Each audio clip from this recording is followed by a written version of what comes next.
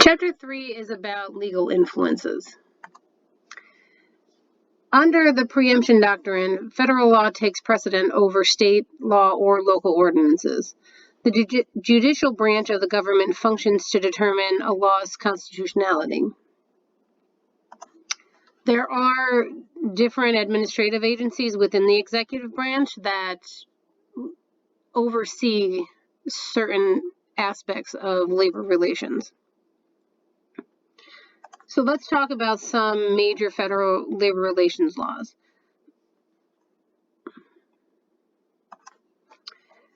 The Norris-LaGuardia Act, or the Federal Anti-Injunction Act of 1932, restricted roles of federal courts, particularly in issuing injunctions and temporary restraining orders, and protected rights to peaceful picketing and publicity.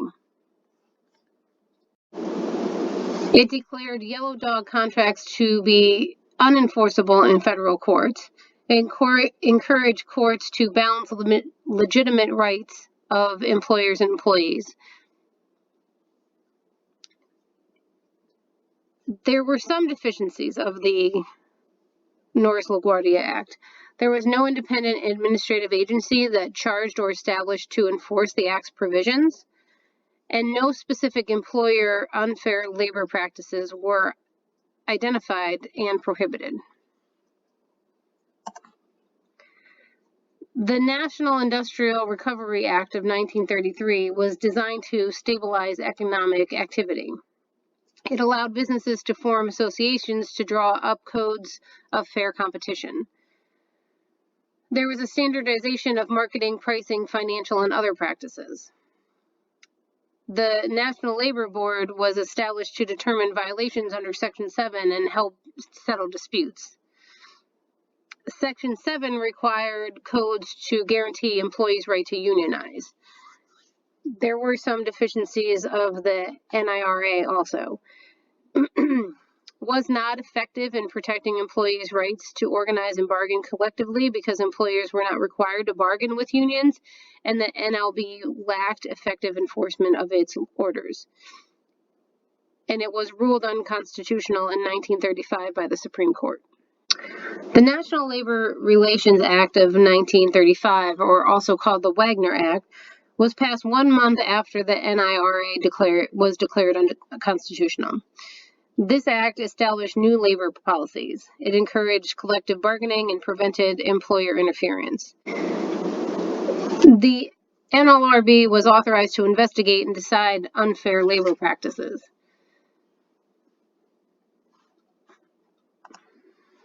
Section 7 listed rights of employees, and you can see those rights here on the screen. Section 8 listed ULPs under the NLRA, such as discharging or refusing to hire union supporters, threatening pro-union workers with poor job assignments or termination, using company spies to learn who was organizing a union, blacklisting pro-union employees, creating company unions, and requiring applicants to sign yellow dog contracts. The Supreme Court declared the National Labor Relations Act constitutional by the Supreme Court in 1937.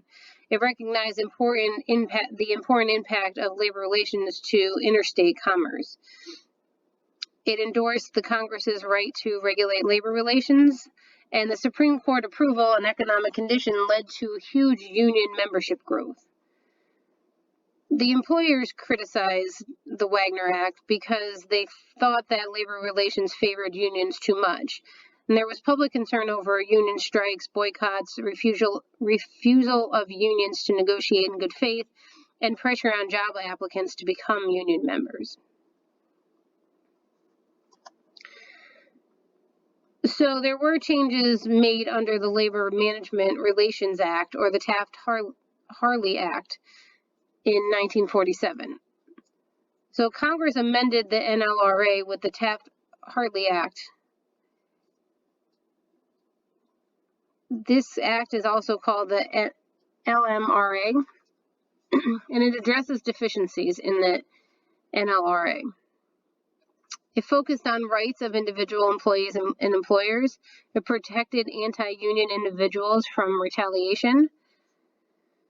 It gave owners and managers bigger voices in opposing the unionization of employees, but there were some deficiencies. It did not universally expand free speech rights.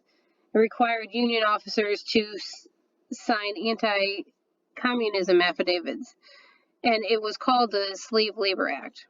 The Labor Management Reporting and Disclosure Act, or the Landrum-Griffin Act, was passed in 1959 to deal with abuses of power and corruption within unions and to guarantee union members certain rights within the unions. So those rights were secret ballot elections, approval by members of changes in union dues and fees and local constitution, filing of annual reports, legal rights in officer elections regardless of the position in the union, the right to run for office, nominate others for office, make speeches for candidates, and own a copy of the collective bargaining agreement.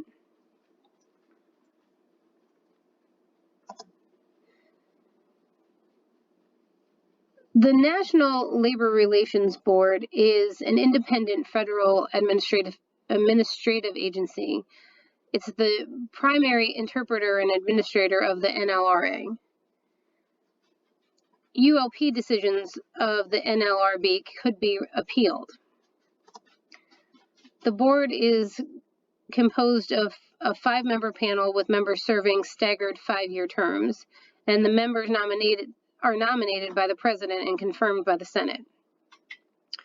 Their responsibilities and duties are to prevent employer and union unfair labor practices, or the ULPs, and determine representation desires and hold certification elections. The board serves as judicial and policy-making roles.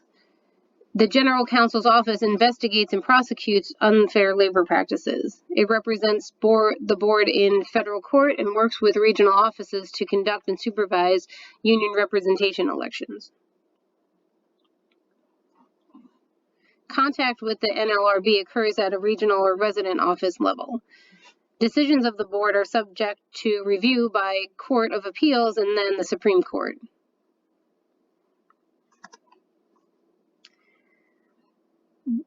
The LMRA covers private sector employees of all employers whose operations have a potential to vitally affect interstate commerce unless specifically excluded.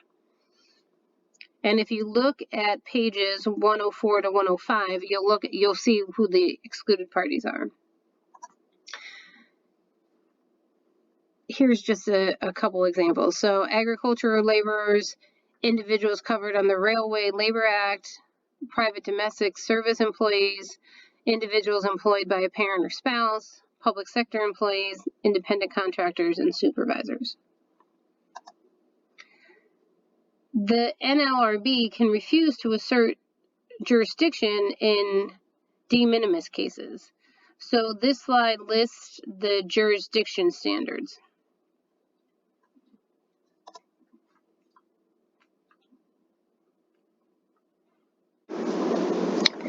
To be protected, the concerted activity must be a protected purpose described in Section 7 of the LMRA and engaged in using lawful means.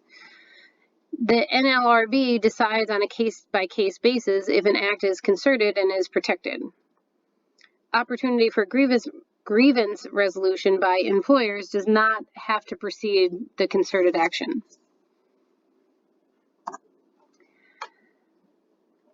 Charging parties are the parties bringing ULP complaint to the NLRB. The respondent party is accused of committing a ULP. General Counsel and regional office staff investigate the merit of the ULP charge. If the charge is dismissed, voluntarily settled, or formally heard before an administrative judge, that's when the decision will be made. And the administrative law judge will report and make recommendations to the board for review. This slide shows you the unfair labor practice procedure.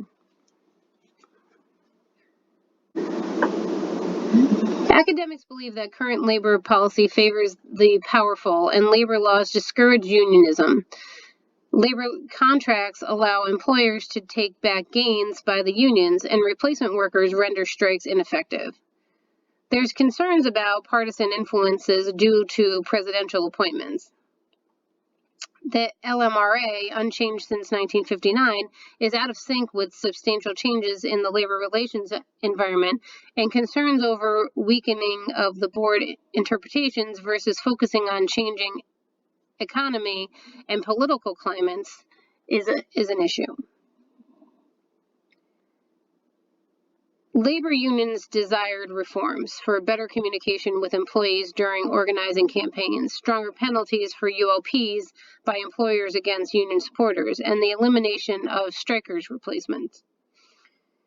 Employers seek change for employers' right to create work teams, the ability to create forums and improving productivity, and Beck rights. NLRB critics among government officials say that the length of time required to complete ULP case decisions is too long.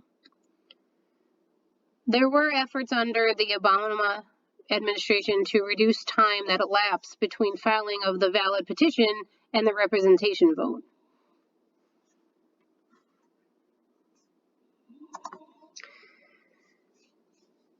The Railway Labor Act of 1926 was the first comprehensive labor relations law, which covered railroads and airlines, and it was passed to promote collective bargaining and to avoid interruptions of transportation services. The coverage was extended to airlines in 1936. And this act relies mainly on collective bargaining, but uses mandatory mediation by the National Mediation Board for major disputes and turns to the National Railroad Adjustment Board to resolve minor disputes or grievances, and uses final and binding arbitration when necessary. The RLA is successful in avoiding strikes. There's only 97% of disputes. Only 2 airline strikes between 2008 and 2012 have happened. There were only 2 presidential appointed emergency boards to establish the deal with the railroad issues. The last railroad strike was in 1994. The National Railroad Adjustment Board is a bipartisan board of 18 union and 18 management representatives. It's established to assist with minor disputes of the RLA. So there are some differences between the RLA and the LMRA. The RLA covers railway and airline industries. The LMRA covers most other private sector employees in the interstate commerce.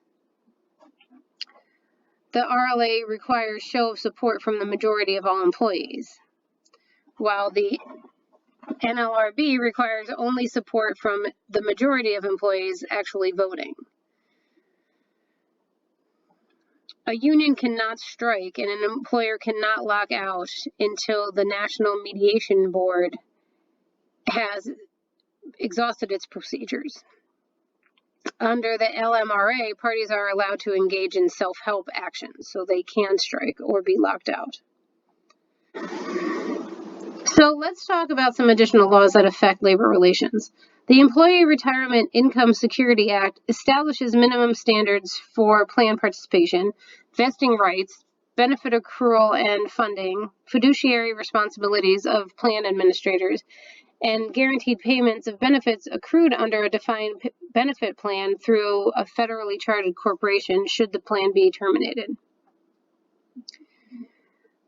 This corporation is funded from insurance premiums paid by employers whose plan is covered, investment revenues, and the remaining assets of the pension plans, which were terminated and taken over by the corporation. The Americans with Disabilities Act of 1990 prohibits employment discrimination against disabled individuals. It requires employers to make reasonable accommodations except when there's undue hardship. The Bankruptcy Act of 1984 subjects contract proposals and union negotiations to court review prior to rejection of the union contract. The Workers' Adjustment and Retraining Act of 1988 requires notification of employees, union, and government officials 60 days prior to plant closing or mass layoffs. The Racketeering, Influenced, and Corrupt Organizations Act of 1970 prohibits anyone involved in racketeering from being involved in the interstate commerce enterprise. There are some employment discrimination laws and executive orders, so let's talk about those. The Civil Rights Act of 1991, which was amended from the Civil Rights Act of 1964, prohibits discrimination on the basis of race, color, religion, sex, and national origin. The Age Discrimination in Employment Act of 1967 prohibits the discrimination against those individuals who are over the age of 40. There's also the Equal Pay Act of 1963, which established equal pay for both men and women. I'm not sure if we're still there. The Executive Orders 11246 and 11375 require affirmative action plans of government contractors and subcontractors for minority employees. There is the Vocational Rehab Act of 1973, which requires affirmative action of federal government contract holders toward qualified physically and mentally handicapped individuals. The Uniformed Services Employment and Reemployment Act of 1994 protects the returning jobs rights of individuals who were called to military service. The Social Security Act of 1993 provides protection against loss of income resulting in unemployment, old age, disability, and death. There's also a protection for survivors of workers under this act. The Fair Labor Standards Act of 1938 sets minimum wage and overtime pay rates, and it also prohibits child labor. And the Employee Retirement and Income Security Act of 1974 protects and guarantees employee retirements. So that is a brief overview of Chapter 3 and legal influences. So we're going to move on to Chapter 4. Chapter 4 is about unions and management and key participants in the labor relations process. So as we'll talk for the next 2 slides, we're going to discuss goals and strategies. So the company's goals are to survive and remain competitive, to grow and prosper, to achieve a favorable return on its investment, to effectively use human resources, to attract, retain, and motivate employees, to protect management's rights and make decisions and retain flexibility, and to obtain commitment from the union that there will be no strike for the duration of the agreement. The union's wants are the company to survive and remain competitive, as well as for the union to survive and remain secure, for the company to grow and prosper, as well as the union, for the company to achieve a favorable return on its investment and return fair wages to the employees, the company to effectively use human resources within the rules and policies of the agreement, and to achieve job security and employment opportunities for its members. It also wants the company to attract, retain, and motivate employees within the rules of the policies and agreement. It wants to protect union and employee rights that were negotiated and included in the labor agreement, and to obtain commitment from the company that there will be no lockout for the duration of the agreement. So you can see that they kind of go together. So there's different strategic planning that happens. So for the company, they want to determine their strategic planning by the managerial philosophies, the ethics, the economic conditions, competition, the time of the life of the company, and the management capabilities. They're also going to have to look at if it's going to be union or non-union. So you can see here there's a little bit of an idea of the different strategies that can be used.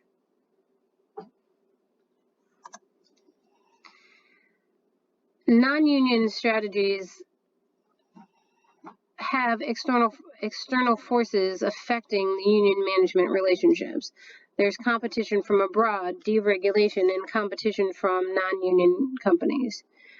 The choice of remaining non-union by using union suppression, union avoidance, and union substitution strategies have to be done without using unfair labor practices. So there are some tactics to avoid unionization. You could develop a spy network to identify union supporters, refuse to hire former employees of unionized firms, discharge any known union advocates, refuse to hire applicants with union sympathies. All of these things are under the unfair labor practices. So companies need to be wary of doing any of these things.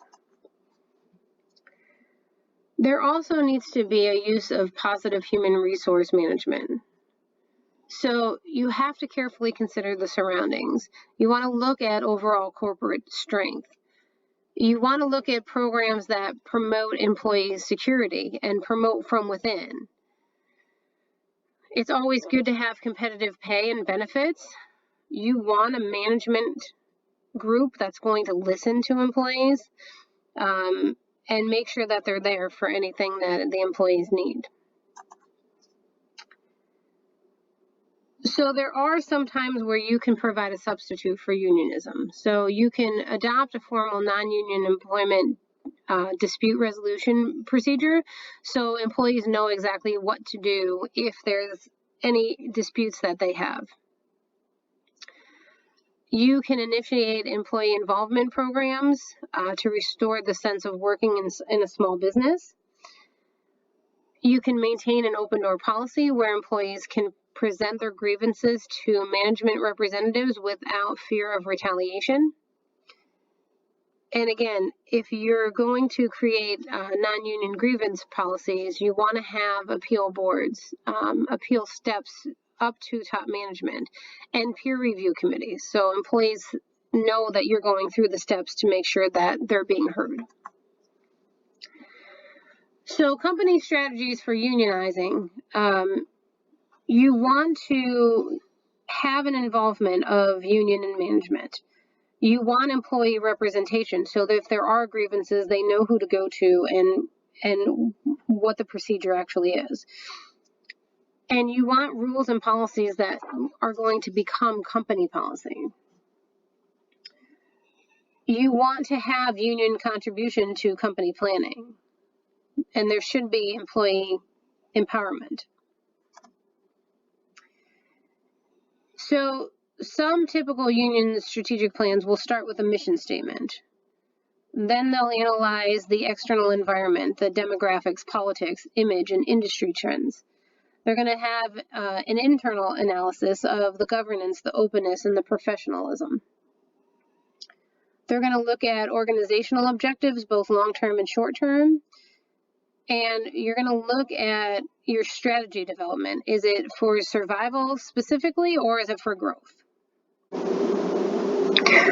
So this slide shows you the relationships that are on a corporate level. So in larger corporations, labor relations is usually highly centralized and policy decisions are made at the corporate level.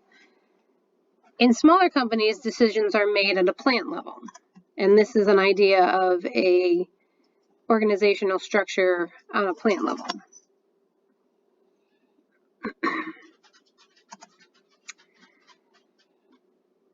Power, authority, and legitimacy flow upward. Union governance is comparable to a unit of state or federal government. Wide diversity of multi-level organizational relationships, functions of officers, and degrees of control are important to determine. When you're looking at a local union, it's a branch of the national union and the main point of contact for the individual employee. It does operate under the national union's constitution, so they have to follow the same rules. There are differences between craft unions and industrial unions. Craft union members are organized by their craft or their skill. Industrial union members are organized on an industry basis.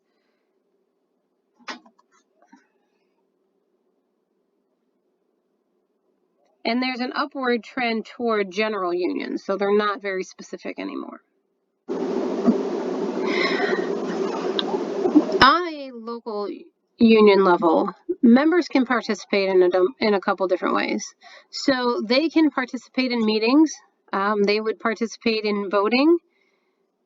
So for elections or strikes, they can attend conventions. They can help with a newsletter. They can hold an elected office. So these are ways that local union members can participate in the union itself.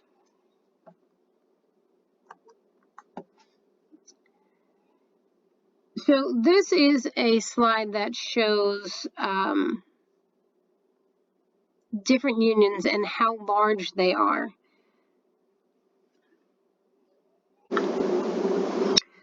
One of the larger unions is the American Federation of Labor and Congress of Industrial Organizations. There are 56 national and international unions, 60,000 local unions, and about 12.7 million members. It administers about 150,000 labor agreements, and over 99% of those are negotiated without strikes. The governing body is the Executive Council, composed of the President, Secretary, Treasurer, and 55 Vice Presidents. The Executive Council meets at least 3 times a year to handle operational duties, and the President has the authority to supervise affairs of the Federation and direct its staff. So this shows you the org chart of the AFL-CIO. So it's a supreme governing body that meets every 2 years. They have standing committees on various subjects to assist member unions. 51 state federation bodies advance interests at a state level, and many local central bodies advance interests at a local level. It's financed through member dues, which is about 75 cents per month per capita tax, which is used for operational expenses.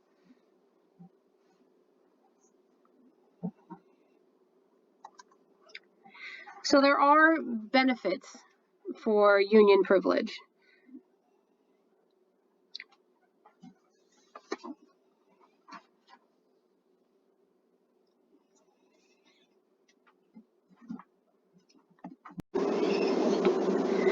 So that was a brief overview of Chapter 4. Please make sure that you read all of the material in Chapter 3 and Chapter 4.